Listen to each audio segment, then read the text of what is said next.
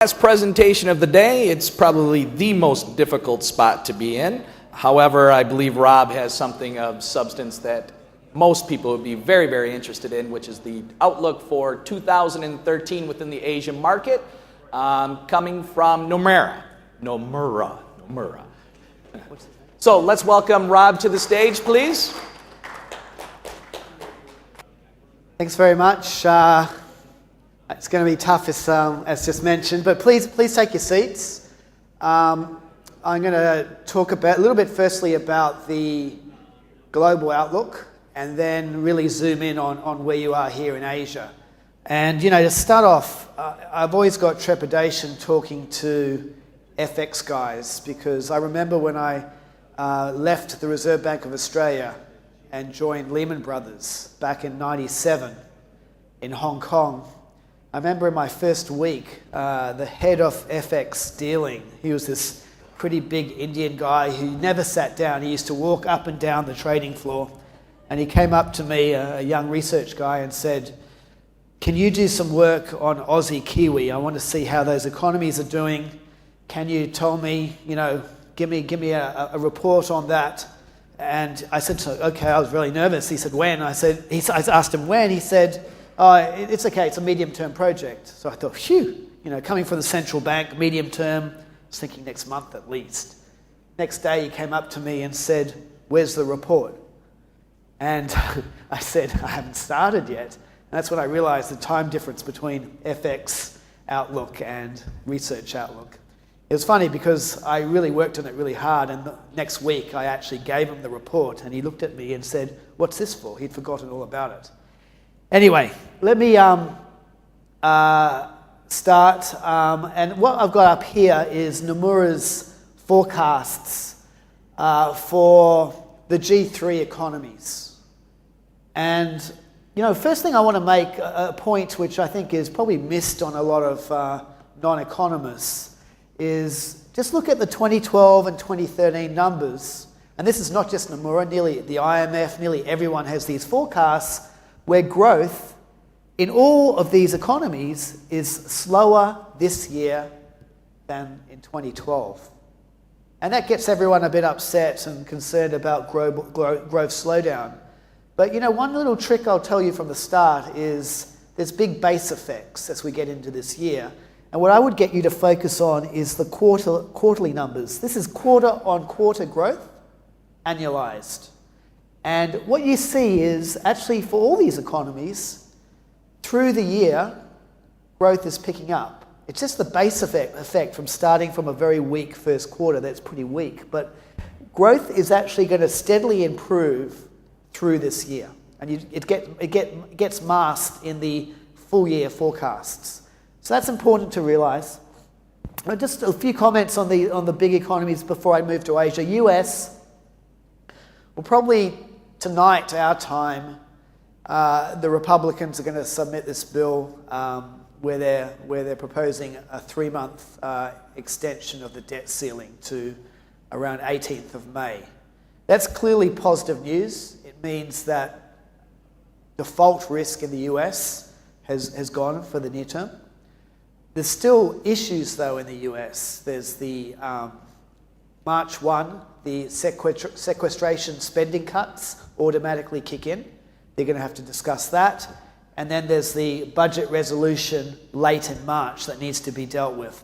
So I think the important point for the US is there's still going to be quite a bit of fiscal uncertainty in this month, February, March.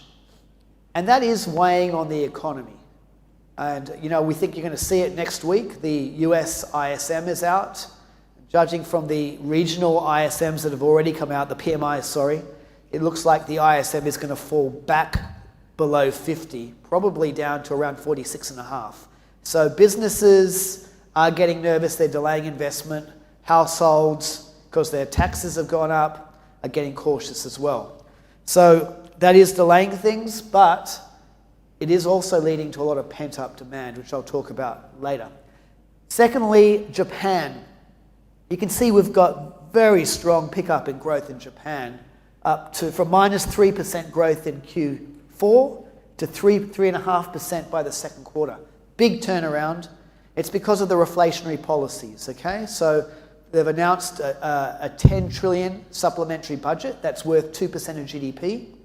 The BOJ yesterday has virtually had a regime change, saying it's now targeting 2% inflation. The measures they introduced yesterday were disappointing, but our view is with this new regime change, over time, we are going to see more and more pressure on the BOJ to get more aggressive with quantitative easing. And there is, important to remember, April this year, the leadership of the BOJ, the governor and the 2 deputy governors are getting replaced. So we are quite bullish on Japan growth, and we're overweight equities. We think the yen will ultimately weaken quite a bit more, towards 100. Euro area, now that's the difference. Euro area, as you can see, it's recovering, but it's still stuck in recession by the fourth quarter of this year. And I think the key thing for Euro area is, like the US, it's going through significant private sector deleveraging, okay? Households, corporates are running down their debt. So that's hurting growth. But the problem for the Euro area is the periphery also need to regain competitiveness, but they don't have a currency to do that. So they're having to cut wages, cut pensions. It's very negative for growth. So it's a very slow recovery in the Euro area. So that's how we have it. But I would say if you add up the G3, what does it mean for Asia? It's actually quite positive. Overall, through this year, G3 demand is going to get stronger. Now, I said I wanted to talk a little bit about US, Europe. I've got one slide for the US. And I think the key thing here, key message for the US is all this fiscal uncertainty, we reckon, is starting to weigh on the economy. And I've shown 2 measures here. One is the University of Michigan Consumer Sentiment Index. It's dropped by over 10 points in 2 months. So consumers are getting more cautious because their taxes have gone up. The wealthy, particularly, are starting to save a bit more. But also look at the manufacturing PMI for inventories. It's plunged down to 43. Why is that? Firms are also getting more cautious, and rather than stepping up production, they're running down their inventories because they're concerned about the fiscal outlook. What does it mean for business? How much are taxes going to go up? What's going to happen to investment rules and so forth? What we think this means, though, is once the fiscal clouds clear, and we're pretty confident there will be deals, at maybe 11th hour deals, but come April, most of the deals will have happened. There's a lot of pent-up demand that will be unleashed in the US. And we've tried to reflect that in our forecasts. As you can see, growth picking up to 2.8% by the fourth quarter. Now, the other thing I wanted to mention was Europe. Now, there's been a lot of optimism recently in Europe because bond spreads have come down a lot. There's hope of more solidarity between the core and the periphery nations. Key point we would make on Europe is don't get too fooled here. The real economies are still extremely weak, okay? Now, even in the core one, like France, unemployment is now 10.5%. What we would mention is key thing for getting growth going on monetary policy is bank lending rates have to come down, and they haven't. Everyone thinks because bond spreads have come down, it means growth's going to pick up, but bank lending rates have not come down at all. They're still higher than before the financial crisis. So the monetary policy transmission mechanism is still broken, and that's really weighing on the economy. And so that's why a big reason why we don't think there's going to be a quick recovery in the euro area. Okay, let me turn to Asia. First thing I'd say on Asia ex-Japan, emerging Asia, is the biggest fundamental change in recent years is how much the current account surpluses have narrowed. 7% of GDP before the financial crisis, now down to 2% of GDP. This is a big change. And it's across Asia. Take China. In China in 2007, current account surplus was around 10% of GDP. This year, we reckon it will be 1% of GDP. India, Indonesia, they're running current account deficits. Now, you might say to me, well, hey, Rob, that makes sense. That's obvious. It's because demand outside Asia has been very weak because of the financial crisis, so Asian exports are weak. And that's right, but it's only half the story. When you look at Asian growth, what also is happening is Asian domestic demand has been very, very strong, and it's sucking in more imports. So that's the other reason why Asia's current account and trade surpluses have been narrowing so much. You can see from the red and grey bars, domestic consumption, investment, holding up very well. Now, why is that? I'm going to give you 3 reasons why Asian domestic demand is holding up very well. And in fact, this year we think it's going to strengthen even more, resulting in Asian overall growth around 6.4%. We're forecasting, a bit stronger than last year. So, first reason is basically China. You saw the headlines late last week. China's economy is now recovering. Went from 7.4% growth to 7.9% in Q4. We think it's going to strengthen a bit more this quarter. Now, the key thing I would say is this is very, very powerful for the rest of Asia. And some people say to me, but hold on, China used to grow 9 to 10%. You're talking 8% now, isn't that pretty weak? Key thing, though, to understand is China's economy is much bigger now than it was 4 or 5 years ago. And so you compound 8% growth on this much bigger economy, big effect on the rest of Asia. Look here at the rest of Asia's exports. Where do they go? The bottom 2 lines are the dollar amount, exports to EU and US. You can combine those 2 together, and it's still not as big as the rest of Asia's exports to China now. And with this China recovery, that red line should start picking up more. That's very good for Asian exports. I want to dwell on the China recovery, the size of China's economy a little bit more. This picture, we're going back in history here to 2004. Bubbles. I shouldn't say bubbles, people get nervous. Circles are the size of the economies, okay? GDP in US dollars at current exchange rates, market exchange rates. China here in 2004, it was 2 trillion US dollars. Smaller than Japan. And you can see on the horizontal axis, its consumption growth was high single digit. Vertical axis, its real investment growth, double digit. Now just focus on that red circle there, and I'll fast forward to 2011 when we had the latest data for all these countries. Look how things have changed. China, back then, and now, here in 2011, $7.5 trillion economy. But look at the growth rates. Consumption, almost 10% growth. Investment, still over 10%. That's very powerful for the rest of Asia. Compare it to the US and Euro area. That's 2011, 7.5. 2012, it looks like it was an $8 trillion economy, a bit over. It's basically now increasing in size by $1 trillion every year. By 2015, it's going to be an $11 trillion economy. You compound that with the 7-8% growth, it matters a lot for the rest of Asia. So that's a positive driver of Asia, is demand from China, intra-Asia trade. Second driver of Asian domestic demand is basically how loose policies are, okay? Very different to the West, or Japan, in fact. In emerging Asia, public debt, fiscal finances are in good shape. So this year, last year, governments are expanding fiscal policy. But look at real interest rates.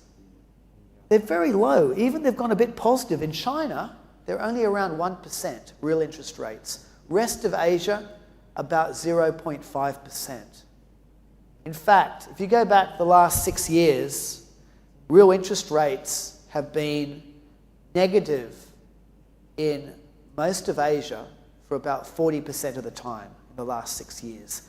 And this brings me to the overarching risk we see for emerging Asia with persistently negative real rates, or very low, is overheating risks, whether it's debt buildup, asset price bubbles, or inflation. Now, we think inflation will pick up this year, so real rates probably are going to stay at these levels or go back down again. Third driver for Asia is capital inflows, foreign capital. Now, we think the stars are starting to be more aligned again for this year to be a year of bumper net foreign inflows to Asia. And we're already seeing signs of it, okay? When you look back, this graph here, it's interesting. It's the broadest possible measure of net capital inflows to Asia, okay? It's from the balance of payments statistics. It includes foreign direct investment. It includes portfolio debt inflows, portfolio equity inflows, and also international bank claims on Asia. You can see in the 5 years leading up to the financial crisis, Asia attracted about $570 billion of inflows. And then we had 2 quarters of severe outflows, $168 billion. But then look what happened. In the 2.5 years after that, we attracted $780 odd billion, more than in the 5 years before the financial crisis. Now, to me, that has a lot to do with the quantitative easing in the US in particular, but also on a relative basis, Asia's fundamentals growth are really starting to outshine the West, attracting inflows. Now, I think last year it was volatile because of the China slowdown, Europe turmoil. This year, as I pointed out, I think with growth improving in the West, and as long as the world doesn't have another big heart attack, I think Asia's going to attract very strong inflows again. More like this period here. And that's going to add to the excess liquidity in Asia, okay? And it's going to make it harder for central banks to raise rates, because if they raise rates, it attracts even more inflows and puts even more pressure on their currencies to appreciate. So this is the impossible trinity a lot of economists talk about. So they're the 3 reasons for strong demand and overheating risks, okay? It's China picking up, it's very loose policies here, and it's the capital inflows. I want to dwell on the inflows for a second because I think there's huge potential for more inflows to Asia. What I've done here is I've looked at the MSCI World Equity Index, okay? And I've picked from that all the emerging Asia countries. And I've looked at their share in the MSCI World Equity Index. That's the dashed line at the bottom. It's been rising, but actually the last couple of years it's been pretty stable. Same countries, same emerging Asia countries, I've looked at their share in world GDP. And to me, it's fascinating that the gap between these 2 lines is getting bigger. I would have thought with Asia's better fundamentals and growth prospects, the gap would be narrowing. I think the big global asset allocators of pension funds, insurance companies sitting in London, New York, are still very slow in reallocating capital to Asia. I think it's going to happen. I think there's still a lot of room for it to go. I talked about overheating. This is probably my favorite chart. I think it's already happening in the housing markets across Asia. What I've got here, the black line, is the US house price index. I've indexed it to January 2000, roughly when the US housing bubble started. Then what I've done for many Asian countries, I've taken their house price series but indexed it to just after the financial crisis, December 2008. And it's striking that, people talk about the US housing bubble. Well, there's quite a few Asian countries. Hong Kong is amazing, but India, China, these countries you can see, they've got house prices rising at a faster rate than in the US. So I think this is an issue for Asia. I think policymakers are very focused on it when I go and talk to them. What are they doing about it? Well, I told you it's hard to raise rates. They're worried about, external risks still. They're worried about attracting too much capital inflows. So what are they doing? They're introducing more and more macro-prudential measures. That's the new policy word used. What are they? Things like introducing buyer's stamp duty on property transactions. Things like increasing mortgage down payment ratios, maybe slapping on withholding taxes for very short-term speculative capital inflows. This is Hong Kong's property price index. The dashes each time that the HKMA has come up with new macroprudential measures. 6 times. Not working too well. Now, they might work soon. You know, they are getting more and more aggressive. They just introduced a 15% buyer's stamp duty for non-residents. But you know, the key thing to remember with these macroprudential measures, they may work for a while, but investors are sophisticated. They will find loopholes around them. And what the risk here is, policymakers start to lull into a false sense of security that, oh, we've dealt with the problem, we've done all these macro measures, prudential measures. They're not a substitute in the long run for interest rate hikes. You need to raise the cost of capital. That affects all types of assets. So my feeling is these aren't going to work in the long run, and the risk is central banks fall behind the curve with them. And so I think, you know, the big risk for Asia is that second half of this year, we do see inflation starting to become an issue. I think anywhere in the world where it will happen first is here in Asia. We haven't had a financial crisis. We're not good at leading the global rate hiking cycle. We usually follow it. I think the risk is that we get inflation here first, and in the second half of the year we start to see central banks starting to raise rates, and probably ultimately a lot more than people think they'll have to do it. It might be slow at first, but then they're going to have to catch up. We have rate hikes already in our forecast for China, Taiwan, Indonesia, Philippines, and Malaysia. Okay, I wanted to finish up with just a few comments on 2 of the biggest economies, China and India. So China, I haven't updated this, but we were pretty much spot on. The GDP in Q4 was slightly above consensus, 7.9% growth.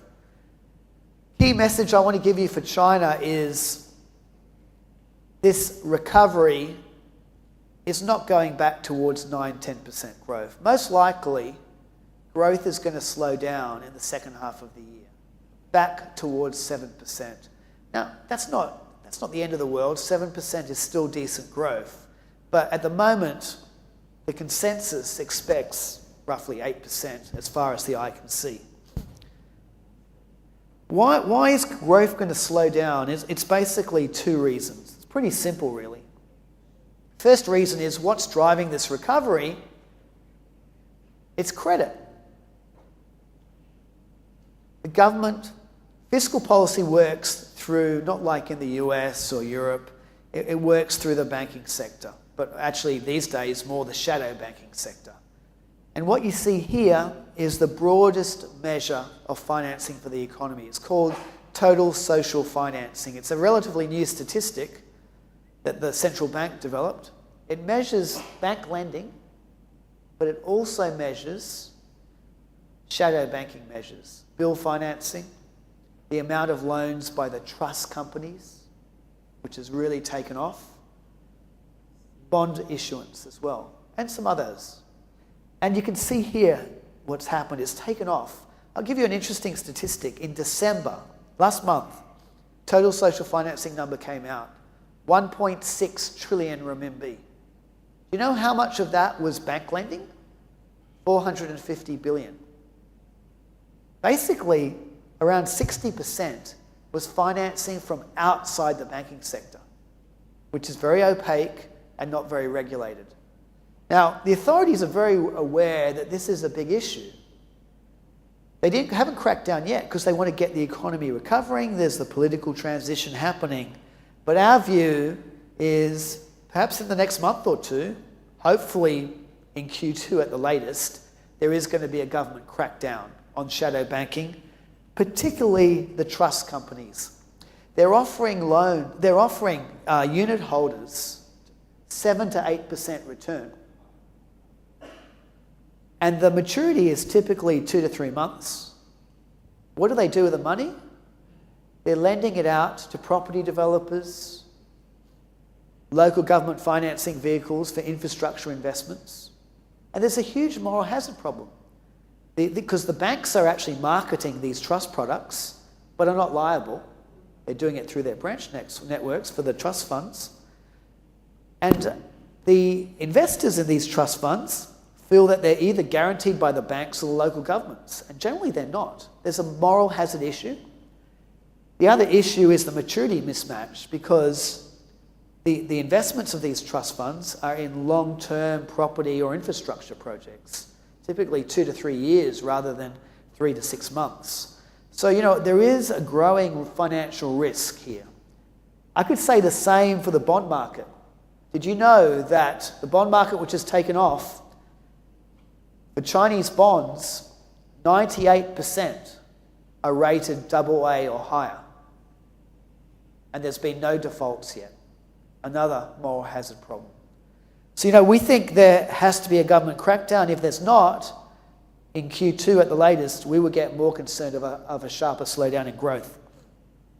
The other reason for the slowdown is basically inflation. You can see here we have inflation picking up to over 4% in the second half of the year. That's different to the consensus.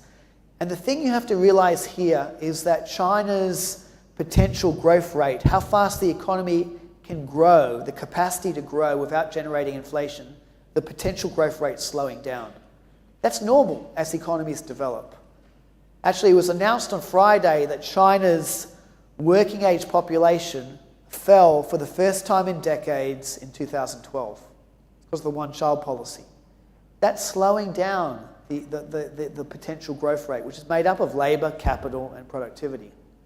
So basically, we do think inflation is going to pick up.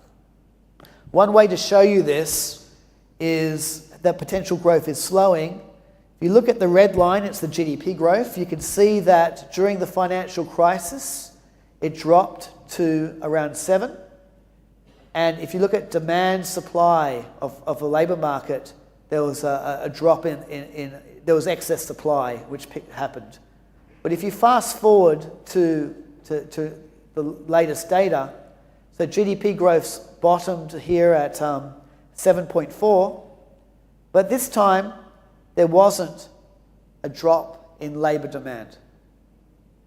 Because, what I said, the working age population is shrinking, there's starting to be a shortage of labour. So, with growth picking up now, you're quickly going to run into wage pressures.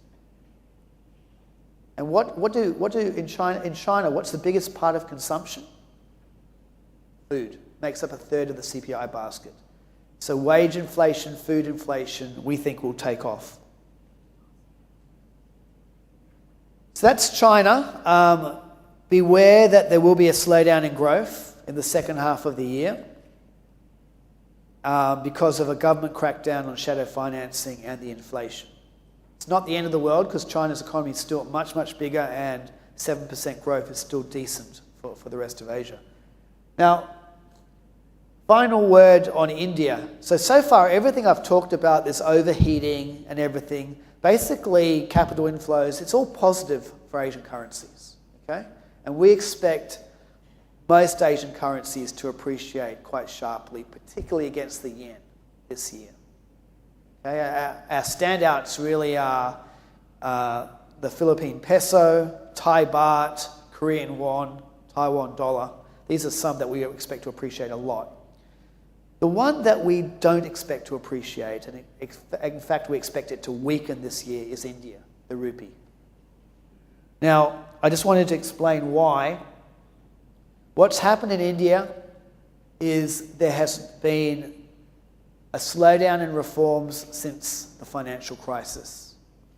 At a time when India's GDP per capita is getting close to $2,000, it's getting to the point where there's takeoff in demand for durable goods, Indians want to travel, and without the new investments coming through because of lack of reforms, you've run into supply-side bottlenecks.